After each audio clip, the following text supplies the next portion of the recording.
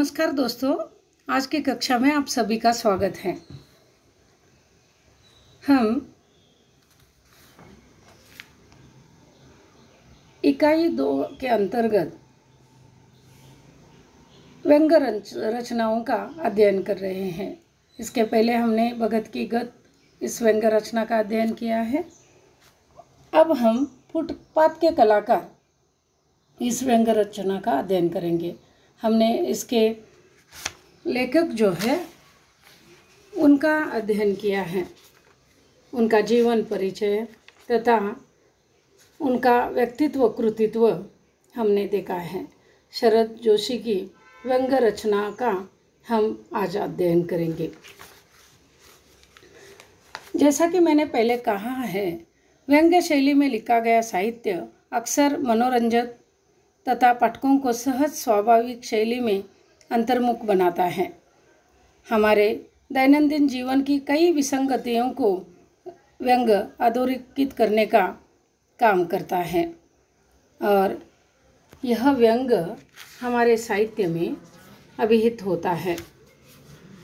इस दृष्टि से हरिशंकर परसाई जी की व्यंग्य रचना भगत की गद्य बहुत ही चर्चित अर्थपूर्ण रचना है। प्रस्तुत व्यंग्य रचना में भगत जैसे ईश्वर के नाम पर पाखंड करके समाज को भ्रम में डालने वाले व्यक्ति की निंदा की गई है। बुरे कर्म करने के बाद भी मृत्यु के पश्चात यह व्यक्ति स्वर्ग की कामना करता है, जिसने जीते जी कभी दूसरों को सुख प्राप्त नहीं होने दिया। वह अपनी मृत्यु के पश्चात ईश्वर से अपना स्वार्थपरक उद्देश्य सफल करने की आशा करता है और वह सफलता पाने की होड़ लगाता है।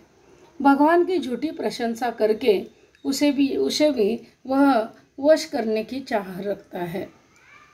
भगवान के पाप पुण्य के हिसाब को झूठा साबित करने की कोशिश यह भगत करता है। उसके लिए झूठी सफाई देते रहता है। सच का सामना करने की हिम्मत उसमें नहीं है और वह खुद को धर्मात्मा समझता है, किंतु जीवन भर उसने अधर्म ही किए हैं और वह अपने जीवन में हमेशा कुकर्म ही करता रहता है। अंत में अपनी इन्हीं करतूतों के कारण नरक का वह धनी बन जाता है और कठोर सजा भुगतता है।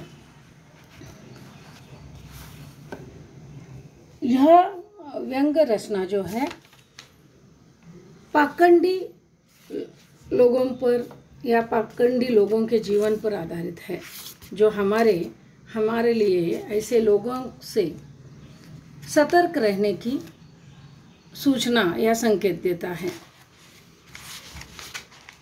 आज हम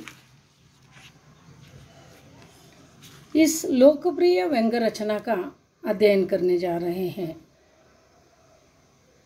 प्रस्तुत व्यंग्य रचना में भगत का पात्र किस प्रकार मोहल्ले के लोगों को तंग करके मृत्यु के पश्चात स्वर्ग की कामना करता है, इसके लिए वह भगवान की प्रशंसा करके उन्हें खुश करने का प्रयास करता है।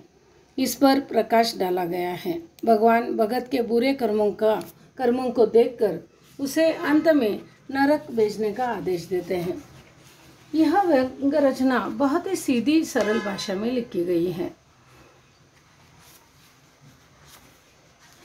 और अपनी सीधी सरल भाषा के कारण यह व्यंग्य रचना बहुत ही आकर्षक बन गई है और इसी व्यंग्य रचना के माध्यम से हमारे सामने हरिशंकर परसाई जी ने भगत के चरित्र के माध्यम से धार्मिक तथा सामाजिक भारतीय श्रद्धा के परिवेश का गलत लाभ उठाने वाली प्रवृत्तियों का पर्दाफाश किया है तथा ऐसी प्रवृत्तियों से सावधान रहने का भी अप्रत्यक्ष रूप से संदेश भी दिया है।